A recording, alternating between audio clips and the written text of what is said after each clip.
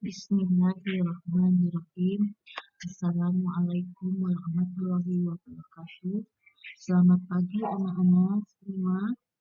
Alhamdulillah pada hari ini, hari Selasa tanggal 27 bulan 7 2021, bisa jumpa kembali walaupun dalam keadaan BDR karena situasi dan kondisi yang belum memungkinkan untuk bertahap muka.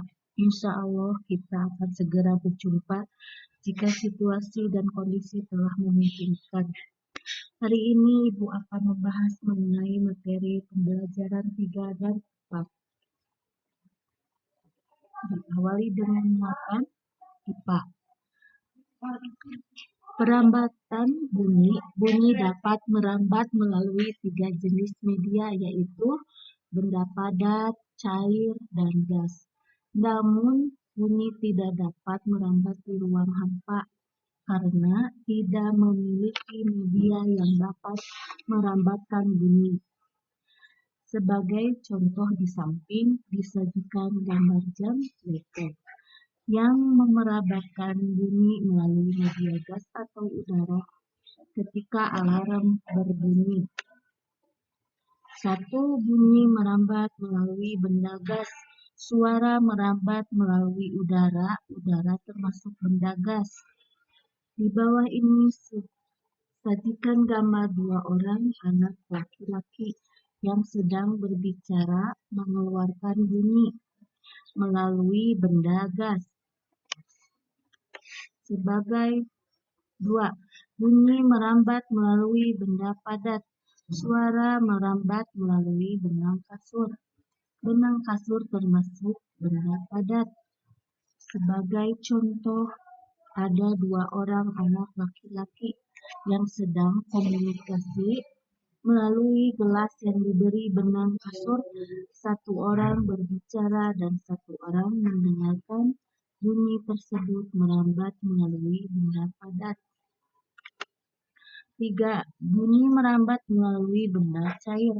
Suara merambat melalui air dalam tong. Air termasuk benda cair. Bisa dilihat, seorang anak laki-laki memasukkan corong ke dalam tong yang berisi air, kemudian memukul tong tersebut sehingga dapat menghasilkan bunyi melalui benda cair. Muatan bahasa Indonesia. Perbedaan gagasan pokok dan gagasan pendukung. Gagasan pokok adalah topik yang dibahas pada suatu teks.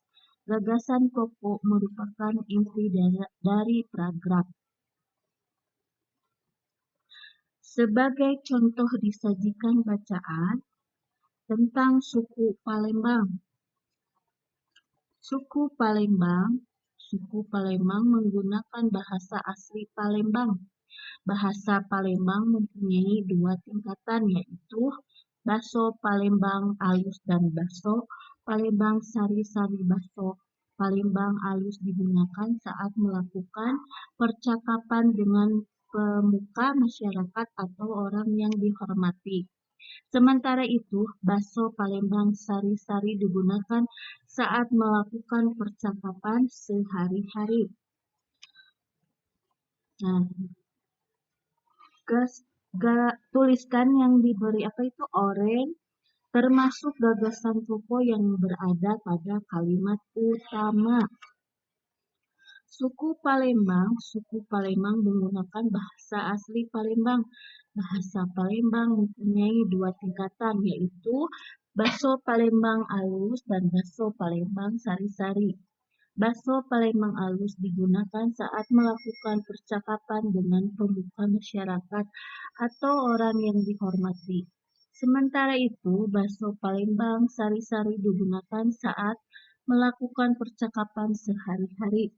Uraian atau informasi tambahan pada suatu teks disebut gagasan pendukung.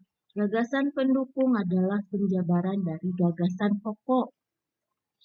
Tulisan yang diberi warna biru termasuk gagasan pendukung yang berada dalam kalimat. Kalimat kedua sampai keempat. Muatan matematika pembelajaran 4. Segi banyak beraturan dan segi banyak tidak beraturan. Segi banyak beraturan adalah segi banyak yang sisi-sisinya sama panjang dan sudut-sudutnya sama besar. Sama sisi memiliki 3 sisi yang sama panjang, 3 sudut yang sama besarnya.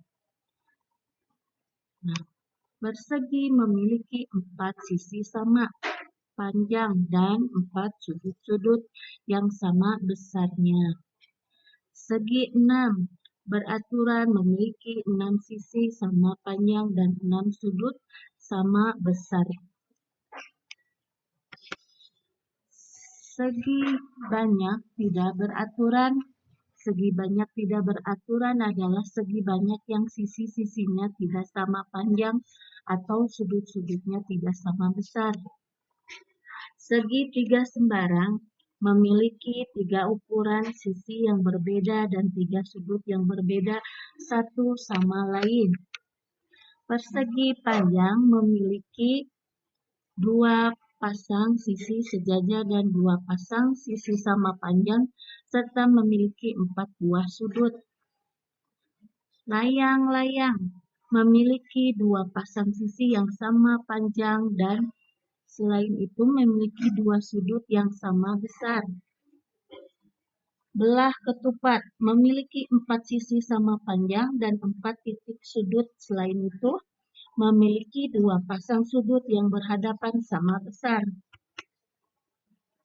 Muatan bahasa Indonesia, gagasan pokok dan gagasan pendukung dalam bentuk peta pikiran. Gagasan pokok dan gagasan pendukung dapat disajikan menjadi peta pikiran. Peta pikiran merupakan cara menuangkan informasi yang diperoleh ke dalam bentuk diagram. Peta pikiran memudahkan kita untuk mengingat isi dan informasi penting suatu teks. Nah, Reog Ponorogo. Reog Ponorogo merupakan kebudayaan yang berasal dari Jawa Timur. Pertunjukan reog ditampilkan dalam bentuk topeng berbentuk kepala singa yang dikenal sebagai singa barong.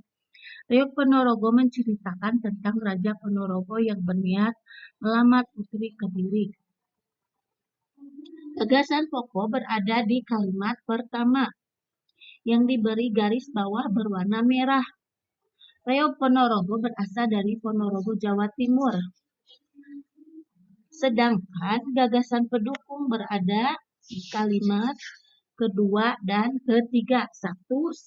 Singa barong. 2. Isi cerita Reog Ponorogo.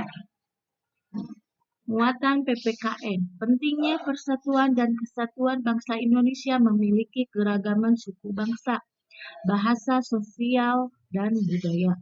Oleh karena itu, bangsa Indonesia memerlukan persatuan agar menjadi bangsa yang kuat.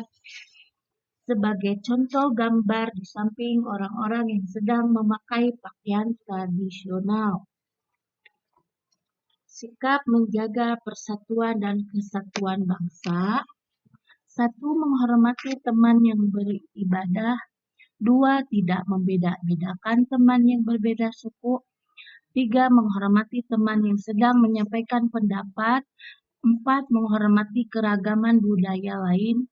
5. Meminta maaf jika melakukan kesalahan. Nah, biasakan untuk meminta maaf jika berbuat salah kita kepada teman. Materi ini cukup sekian.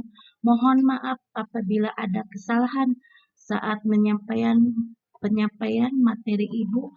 Berikan terima kasih. Assalamualaikum warahmatullahi wabarakatuh.